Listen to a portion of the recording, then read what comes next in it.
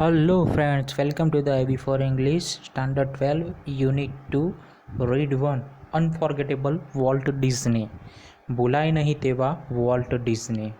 તો ફ્રેન્ડ્સ, આ યુનિટ વિશે ટૂંકમાં માહિતી આપું તો આ રીડમાં મહાન વ્યક્તિ વોલ્ટ ડિઝનીના જીવનના અંશો તેના ભાઈ રોય ડિઝની દ્વારા જણાવાયા છે. વોલ્ટ ડિઝની એટલે બાળકો મોટાઓ સૌના પ્રિય એવા Mickey mouse, Donald duck, Guddi વગેરે જેવા કાર્ટૂન પાત્રોનો સર્જક. તેમાં પણ મિકી માઉસ જેવા રમૂજ અને અમર એવા કાર્ટૂનથી વોલ્ટ ડિઝનીનું નામ વિશ્વભરમાં જાણીતું બન્યું છે. મિત્રો, વોલ્ટ તો મૃત્યુ પામ્યા છે, પરંતુ પોતાની પાછળ અનેક સેવા કાર્યો અને પ્રોજેક્ટ છોડી ગયો. બાળપણથી જ વોલ્ટ પ્રાણી, પક્ષીઓ, જીવજંતુઓના ચિત્રો દોરવામાં રુચિ ધરાવતો હતો અને એણે પોતાની પહેલી કમાણી પણ તેમાંથી કરેલી. અત્યંત સફળ અને પૈસાદાર હોવા છતાં વોલ્ટ પોતાના અંત સુધી સાદો સરળ માનવી બનીને રહ્યો.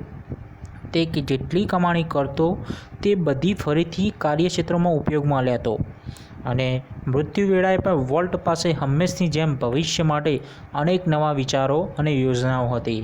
તે માનતો હતો કે ડિઝનીલેન્ડનો ક્યારેય અંત નહીં આવે. તો ફ્રેન્ડ્સ, આપણે જોઈએ અહીંયા let's see the first slide of the lesson. My brother Walt is no more. મિત્રો, અહીંયા નો મોરનો મિનિંગ એવો નથી કે મારો ભાઈ હવે મોર રહ્યો નથી. નો મોર એટલે કે હયાત નથી. My brother Walt is no more. મારો ભાઈ વોલ્ટ હવે હયાત નથી. યેટ છતાં પણ હિઝ ઇન્ફ્લુઅન્સ એટલે કે અસર. Yet his influence linger like a living presence over the studio. છતાં પણ તેના જીવંત હોવાનો પ્રભાવ સ્ટુડિયો ઉપર હજુ પણ છે. વેર હી ટર્નેડ આઉટ કે જ્યાં તે વળ્યો હતો. શાના તરફ વળ્યો હતો? The cartoon, nature films, feature movies made him non and loved around the world. જ્યાં તે વળ્યો હતો કાર્ટૂન બનાવવા માટે, નેચર ફિલ્મ્સ બનાવવા માટે અને ફીચર્સ મૂવીઝ એટલે કે લાક્ષણિક મૂવીઓ બનાવવા માટે, અને જેના થકી તે જાણીતો થયો પૂરા વિશ્વમાં અને પૂરા વિશ્વએ તેને ચહીતો બનાવ્યો. ઇવન નાઉ અને હાલમાં પણ as I walk around the studio crew, અને હાલમાં પણ જેવો હું સ્ટુડિયોની નજીક જાઉં છું ત્યારે આઈ હાફ એક્સેપ્ટ એટલે કે મને એવી અપેક્ષા થાય છે ટુ એન્કાઉન્ટર એટલે કોઈને મારી નાખવો એવો મિનિંગ નથી ફ્રેન્ડ્સ. અહીંયા એન્કાઉન્ટર એટલે મળવું એવું છે. I half expect to encounter that tall country boy figure. અને મને એવી અપેક્ષા થાય છે કે તે ઊંચા અને પાતળું શરીર ધરાવતા માણસને મળી લઉં. હેડ બાઉટ કે જેનું મસ્તક નમેલું હોય છે, ઝૂકેલું મસ્તક હોય છે. શામાં ઝૂકેલું હોય છે?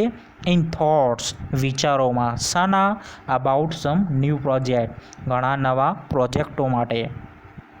Walt was so much the driving force behind all we did.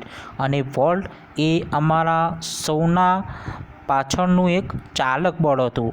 From making movies to building Disneyland એટલે કે મૂવીઝ બનાવવાથી લઈને ડિઝનીલેન્ડ બનાવવા સુધી. ધેટ પીપલ કોન્સ્ટન્ટલી મેન્શન, અને લોકો હંમેશા સતત ઉલ્લેખ કરતા હિઝ નેમ, તેના નેમનો, એઝ ઇફ જેવી રીતે કે હી વેર સ્ટીલ અલિવ, તો તે વોલ્ટ હજુ પણ જીવંત છે. Every time V saw a new picture.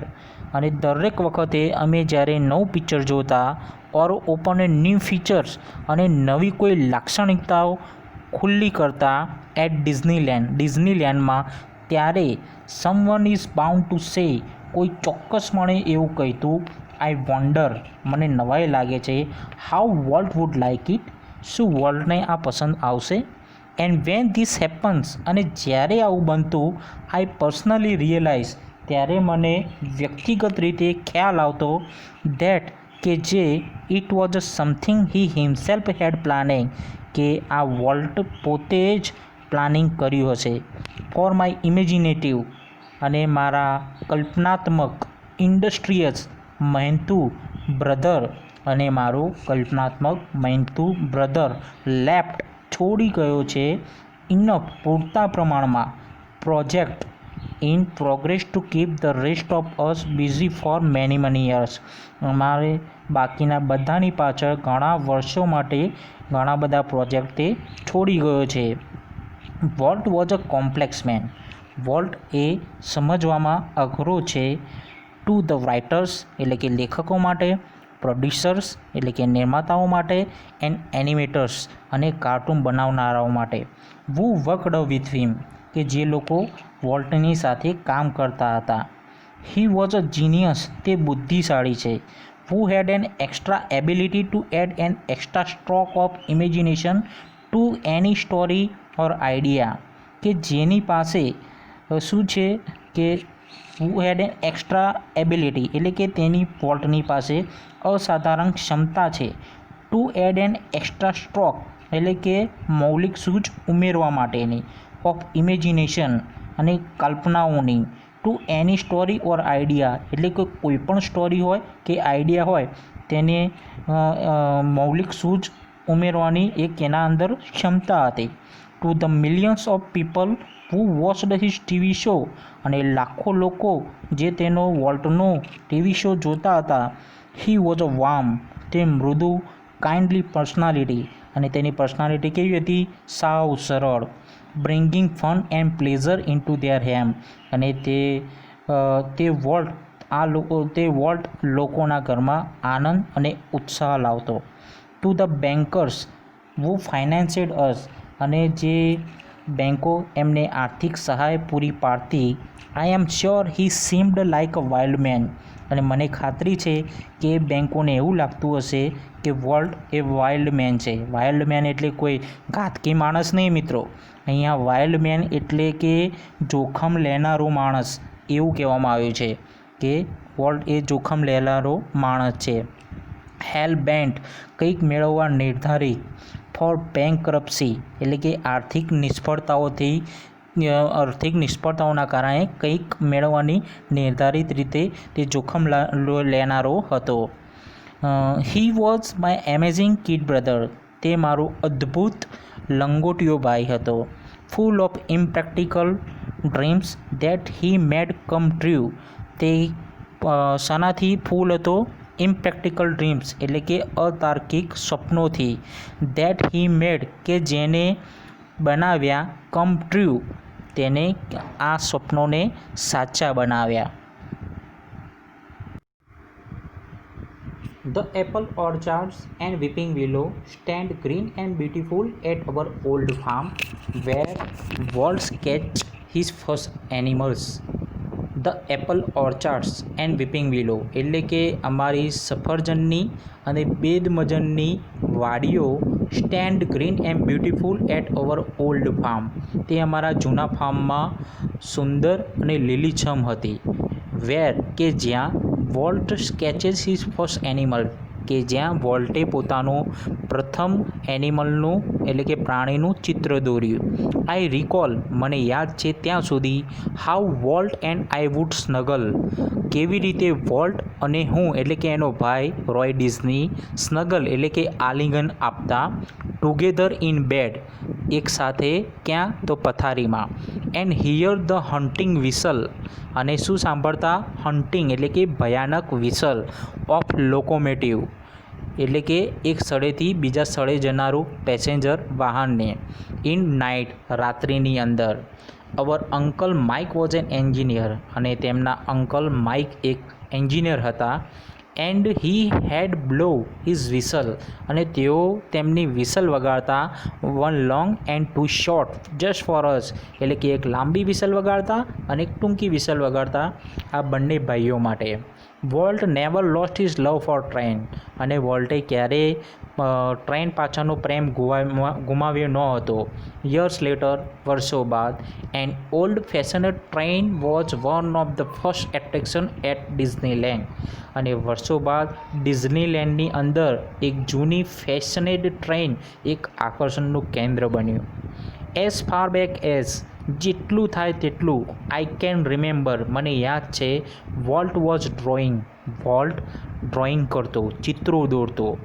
The first money he ever made was a nickel for a sketch of neighbours horse. અને તેને સૌ પ્રથમ જે નિકલ મેળવ્યો હતો, એટલે કે એક નાણું છે મિત્રો, તે પડોશીના ઘોડાનું ચિત્ર દોરવીને તેને પ્રથમ પૈસા આ રીતે કમાયો હતો. He studied cartooning in Chicago. તે ચિકાગોની અંદર કાર્ટૂનિંગ ભણતો હતો. And then started a little animated cartoon company in Kansas City that ફ્લોપ્ડ.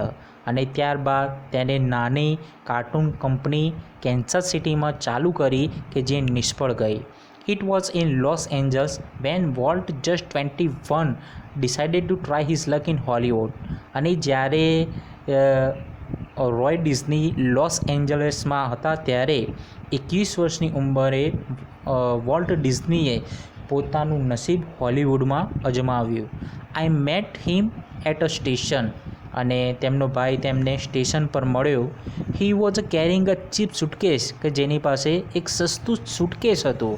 That કન્ટેઇનેડ, અને જેની અંદર સમાયેલું હતું ઓલ ઓફ હિઝ બિલોંગિંગ, એટલે કે વોલ્ટની બધી વસ્તુઓ તે સુટકેસની અંદર સમાયેલી હતી. વી બોરોવડ, અને તેઓએ ઉછીના લીધા $500 ફ્રોમ એન અંકલ, એટલે કે તેમના કાકા પાસેથી $500 તેઓને ઉછીના લીધા. And Walt started a cartoon series called Alice in Cartoonland. અને વોલ્ટે એક કાર્ટૂન સિરીઝ ચાલુ કરી કાર્ટૂન લેન્ડ ઉપર, જેનું નામ હતું Alice. It was a tough going. તે કપરો સમય હતો. Walt did all the animation. વોલ્ટે બધા જ એનિમેશન કર્યા. એન્ડ ક્રેન્ક, અને વળાંક આપ્યો. ધ ઓલ્ડ ફેશનેટ કેમેરા, એક જૂના અને વોલ્ટનો ભાઈ જે હતો તેને જૂના કેમેરાથી એક વળાંક આપ્યો. The Alice cartoon didn't make much of splash. અને એલાઇસ કાર્ટૂન એ કંઈ મુખ્ય સમાચારની સુવિધાઓ પૂરી પાડી શક્યું નહીં. So Walt started a new series called Oswald the Rabbit. અને આથી વોલ્ટે નવી સિરિયલ ચાલુ કરી જેનું નામ હતું ઓસ્વાલ્ડ ધ રેબિટ.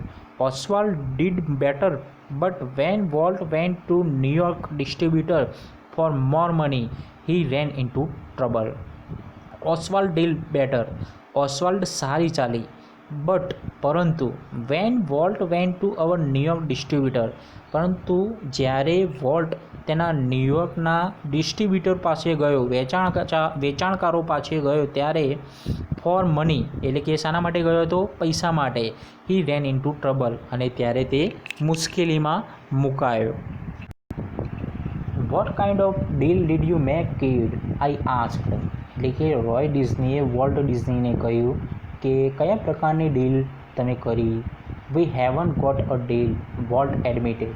અને વોલ્ટે સ્વીકાર્યું કે અમે કોઈ પણ ડીલ કરી નથી. The distributor copyrighted Oswald. અને જે ડિસ્ટ્રીબ્યુટરો હતા તેઓએ ઓસ્વાલ્ડની કોપી કરી હતી. And he is taking over the series himself. અને તેઓ આ સિરીઝને પોતે આગળ લઈ જવા ઈચ્છે છે. સ્ટ્રેન્જલી, અને અચરજ વગર, Walt did not seem downhearted. વોલ્ટ જરાય પણ નિરાશ થયો નહીં. We are going to start new series, he enthusiasm. અને તેને ઉત્સાહપૂર્વક કહ્યું કે આપણે નવી સિરીઝ ચાલુ કરવા જઈ રહ્યા છે. It's about a mouse.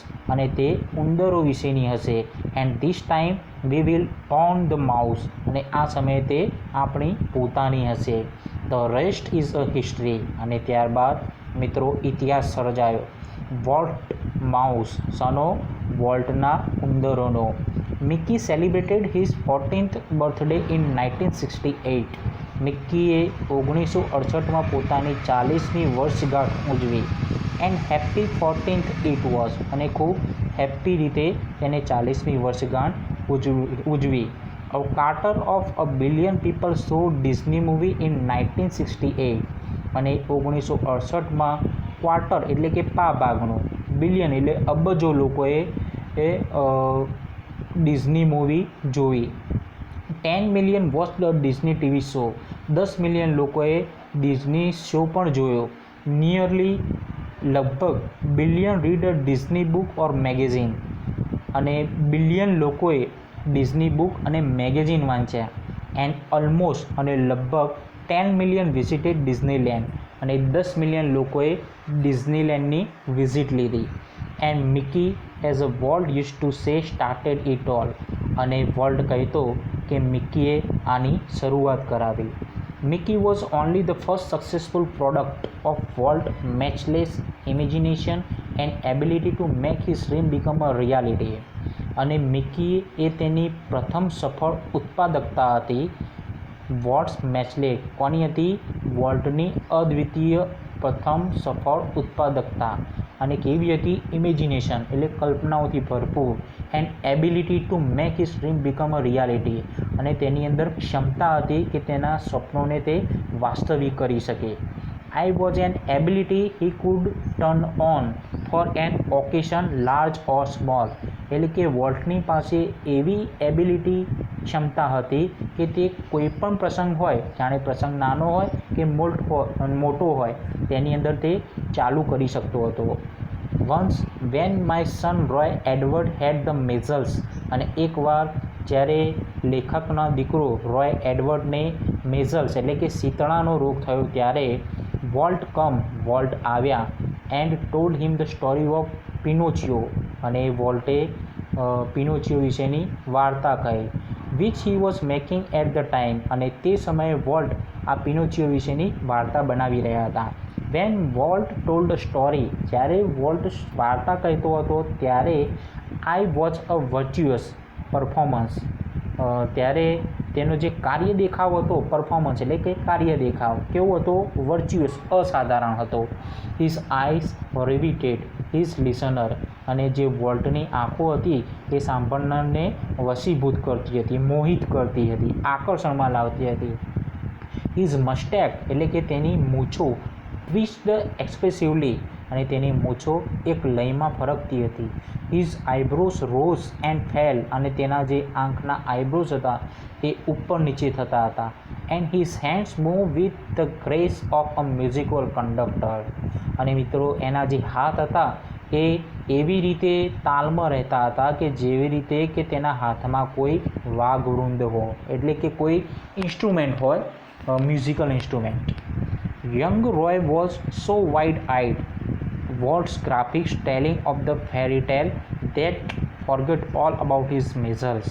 અને યંગ રોય સો વાઇડ આઇડ, અને જે રોય હતો તે પોતાની આંખો પહોળી કરીને વોલ્ટના ગ્રાફિક્સ એટલે કે ચિત્રો જોતો અને તેની વાર્તા સાંભળતો, જાણે કે કોઈ પરીની વાર્તા હોય, અને તે પોતાના બધા જ મેસલ્સ એટલે કે બીમારીઓ ભૂલી જતો. લેટર પછીથી when he so the ફિનિશેડ picture, જ્યારે તે ચિત્ર પૂરું થતું જોતો ત્યારે હી વોઝ સ્ટ્રેન્જલી એટલે કે આશ્ચર્ય રીતે ડિસેપોઇન્ટેડ, આશ્ચર્ય રીતે તે નિરાશ થઈ જતો હતો. It didn't seem an exciting, એટલે કે તેને કોઈ બીજું આટલું રોમાંચક નહોતું બનાવી શકતું તે વાર્તાઓને કે તે ચિત્રોને. As when uncle Walt told it, જ્યારે અંકલ વોલ્ટ આ ચિત્રોને બતાવતા અને કે જણાવતા ત્યારે એમના જેટલું કોઈ બીજું રોમાંચક આ ચિત્રોને કે વાર્તાને બનાવી શકતું ન હતું, એવું રોયે કહ્યું. મિત્રો, મને આશા છે કે તમને અનફોર્ગેટેબલ વોલ્ટ ડિઝનીનો પ્રથમ પાર્ટ 1 એ ખૂબ સારી રીતે સમજાઈ ગયો હશે, અને ટૂંક જ સમયમાં પાર્ટ 2 આપણે અપલોડ કરીશું. Thank you so much.